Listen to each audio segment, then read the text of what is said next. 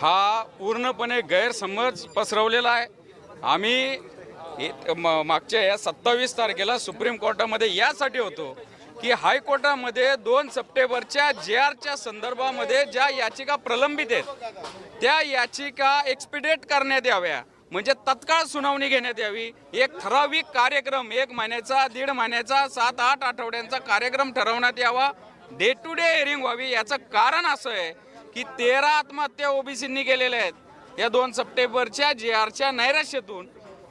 Bullet ट्रेनच्या स्पीडनी Kunbi certificate वाटली जातात, इथं मंत्री तिथं लक्ष घालतात, कॅम्प लावले जातात, पालकमंत्र्यांनी कार्यक्रम केलेत कुणबी सर्टिफिकेट याचे वाटायचे।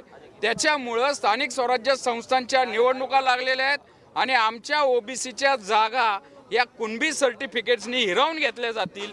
त्यासाठी हायकोर्टाला निर्देश द्यावे।